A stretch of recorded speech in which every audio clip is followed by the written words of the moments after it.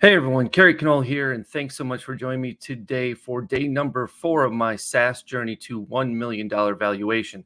Today, we're going to talk about logos and color schemes, hence the reason I'm wearing my super ultra cool shades, because I think in order to be creative, you need to look cool while doing it.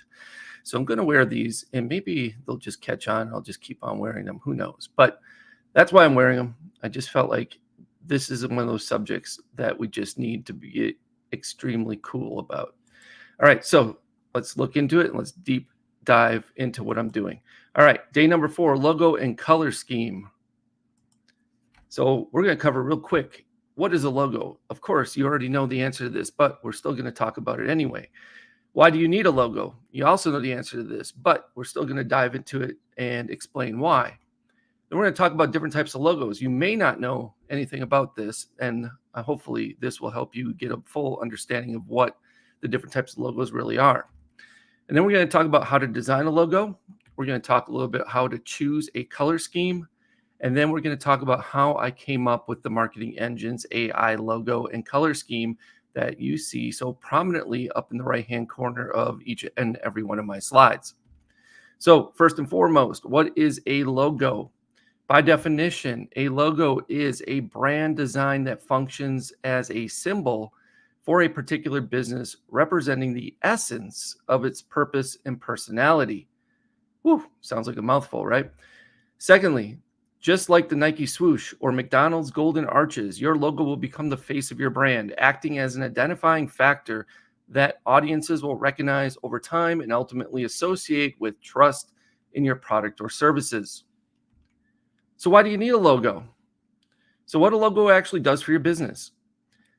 Small as it may be, your logo plays a big role in marketing your business to the world. It will communicate your brand's unique mission in order to distinguish it from others in your industry.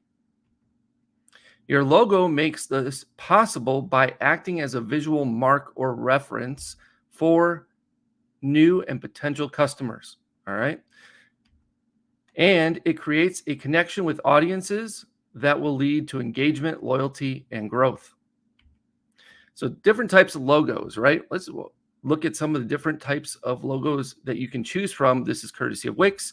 So you can have a word mark, right? A word mark consists of only letters displayed in a specific typeface. An example of this is actually the Wix logo. Some of you probably have seen it. If not, you can go check it out at wix.com. Letter form. Similar to a word mark, a letter form or monogram logo design will be typography based. Example here would be like the McDonald's golden arches, right? Those golden arches form the letter M. Symbol logo, also known as brand marks or pictorial marks, logo symbols use a single icon to represent your brand without text. Example here would be like the old X's Twitter bird, right? You've seen the Twitter bird, I'm sure. Next one here is abstract logo, right? Straying from the pictorial representation, an abstract logo makes use of geometric shapes to fashion an image that is truly unique. Think of this as the Nike swoosh. Emblems. An emblem logo represents a more classic style and is usually designed to include badges, seals, or crests with text inside. An example of this might be the Starbucks logo. Combination. As the name implies, a combination logo will include both text and imagery. You can probably predominantly see this by just going to your local Taco Bell. Dynamic. A dynamic logo is one that is acceptable and has the flexibility, adaptable. Probably can't read because I have sunglasses on, and has the flexibility to change its color, shape, and text depending on the context. An example of this is the Virgin business has several different dynamic logos. So how to design a logo? Do it yourself. Do it yourself if you are the creative type. I think of myself as a creative type. I'm pretty good with design, and so therefore I like to do this stuff myself. So you want to start with a graphic design software such as either Adobe, Photoshop, or Illustrator. At least that's what you had to use in the past for the most part. Or now you can use something like Canva, right? So how to? This is courtesy of HubSpot. You want to basically understand your brand. You want to brainstorm words that describe your brand. You want to sketch ideas based on these words. Test your top sketches with your buyer's persona if you can, get some feedback. Refine your chosen sketch. Develop your logo's layout in a graphic design software that I mentioned above. And then you want to make sure you choose a font to your liking or you think represents the brand very well. And then you want to pick a color or colors to go with that particular design. So how to design a logo done for you. That should say done for you. Done for you if you're not a creative type or you just don't want to deal with it, right? Because maybe you just are sick and tired of your ideas and you want to see what others have for your brand. So you might want to go to Fiverr and type in something like logo design. This should bring back a whole bunch of people that supposedly are really good at designing logos, and you can pick and choose, and you can usually get one created at Fiverr very reasonably. 99designs.com is another one. This one's been around for quite a while. This is one of those places where you could crowdsource your design and see what kind of ideas came back, almost like a contest, and pick whatever you think is best. And then you pay, it used to be that you paid a flat fee. I'm not sure 99 Designs does that anymore. The next one here is Design Crowd. I do know, I looked into them recently. They still do a one-time fee, I believe, and then they'll outsource it to a bunch of designers, and you pick and choose the ones that you think are best, and then finally choose the one you want to use, and then the money is awarded to the person you chose. And I think that's how 99 Designs works too. Logo Orbit, I know nothing about. I just saw it as a sponsored ad when I was searching for done for you logo design options, but you may want to check it out. Brand Crowd is another one I did not know anything about, but they were advertising, so they must have some capabilities. And then design.com is also a spot you could check out for the most part. And there's probably some others as well, but I would probably start with either Fiverr or something like Design Crowd and see how things go from there. So how to choose a color scheme, right? So why color actually matters. So color psychology tells us that different hues and tones can elicit emotion from audiences impacting their behavior. The intent when choosing a logo color scheme for your design serves two purposes. First, to get the reaction you want out of the customers, and second, to enhance your brand's recognizability. When it comes to logo color options, we can divide them into three categories: black and white logos, monochrome logos, or color combination logos. A black and white theme can suit your logo if you're going for a sleek minimalist style or a classic design. Monochrome logo or logos that include a single color work well with word marks and letter marks and can make a strong impact by further associating an individual color with your brand. So how to choose a color scheme? Again, black and white. So if you choose black and white, here's kind of what it represents. Black and white logos are often seen as the most timeless and sophisticated. When designing a logo in black and white, it is important to consider the typeface, shape, and other design elements carefully. Black and white logos give a sense of simplicity and minimalism, which is often seen as modern and chic. These logos can be used to create a feeling of luxury, sophistication, and quality. They provide viewers with a sense of security and trust as they embody an aesthetic that is timeless and classic. Red logos can be bold statements and stand out and make lasting impressions. Red is often seen as a powerful, eye-catching color that conveys strength, love, and passion. Blue logos can be an excellent choice for a variety of design projects. Blue is often seen as a calming, cool color, which can evoke feelings of trust and loyalty. It is also associated with intelligence and professionalism, making it a good choice for business or corporate logos. Green logos can be an excellent choice for a variety of design projects. Green represents nature, growth, and harmony, making it a great color for environmentally friendly brands. As a cool, calm, yet vibrant color, green can evoke feelings of balance, creativity, and renewal. It is often associated with health and wellness as well as natural products. Orange logos are vibrant and eye-catching, often used for brands that want to make a bold statement. Orange is associated with energy, enthusiasm, and optimism, making it an ideal color choice for businesses looking to project a sense of confidence and growth. It can be used to create designs that are both playful and sophisticated.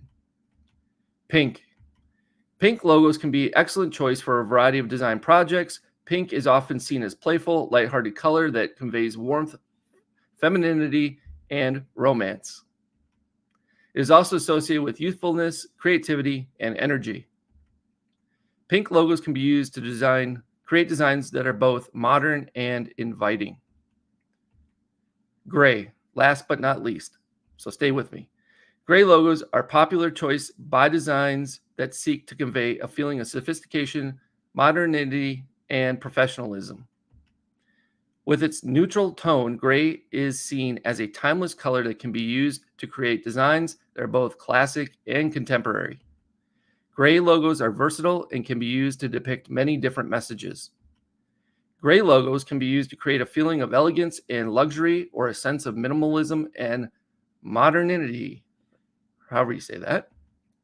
So how I came up with the Marketing Engine's AI logo and color scheme. So here are my ideas. So I opted for essentially a word mark type logo, as you can tell. I wanted it to be clean and visual hierarchy, right? So I wanted to go from left to right, top to bottom, of course, when you look at it and how you read it. I think I added the perfect amount of negative space. White space is what negative space is. And in this case, black space too. I decided to invert the AI to contrast the black and white typeface. And I also use kerning with the words to space out the letters so they align perfectly under one another and to extend to the edges of the black box. I opted to use the black and white color scheme for three primary reasons. Number one, I honestly didn't want the headache of trying to figure out the perfect colors. I've gone down that road, and usually that is the biggest pain point when designing a logo for me. Plus, I wanted something that conveyed simplicity and minimalism, was timeless, luxurious, and sophisticated, because that's how I view what my SaaS is going to offer the marketplace.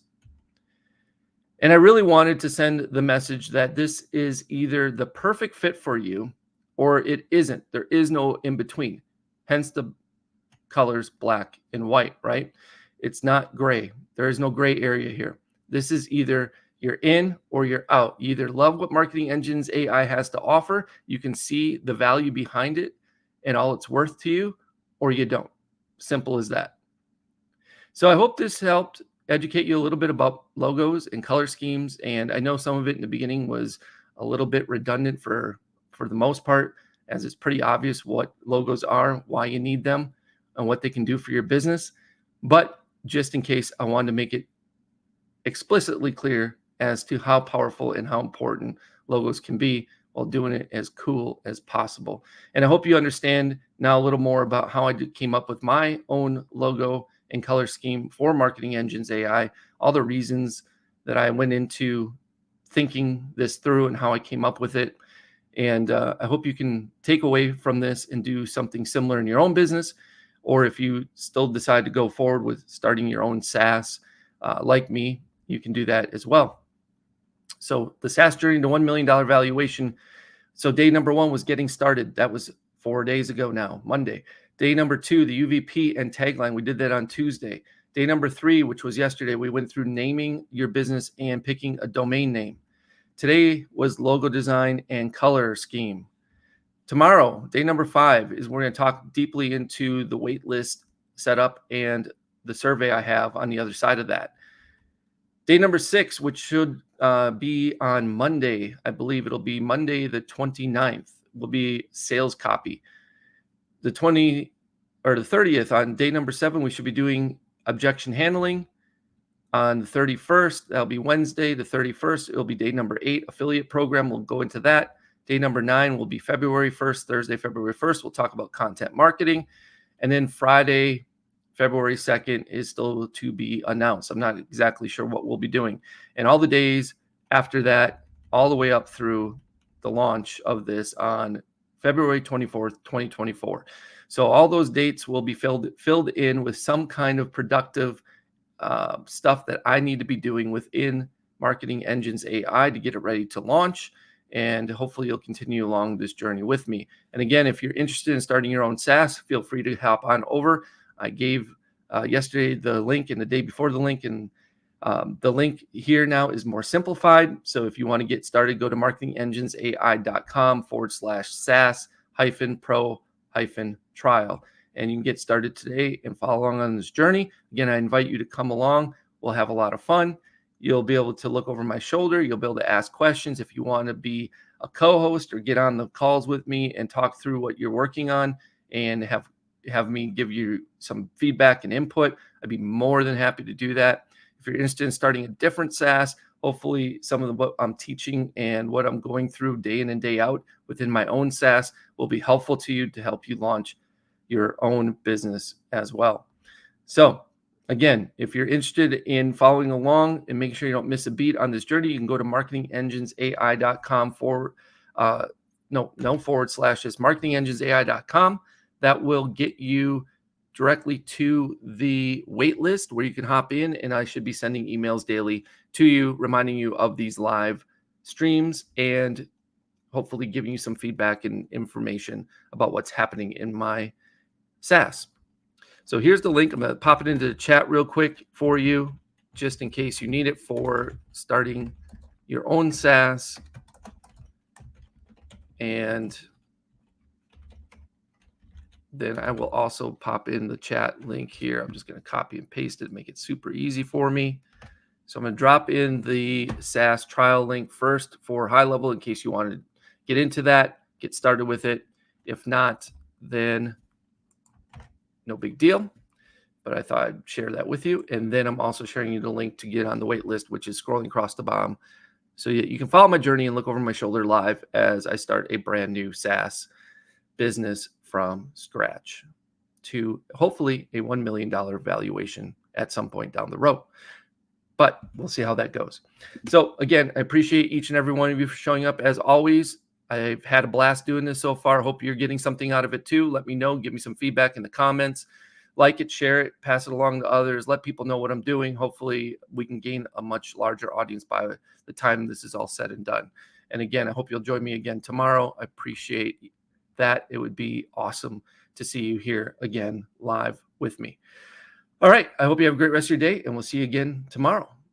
Have a good one.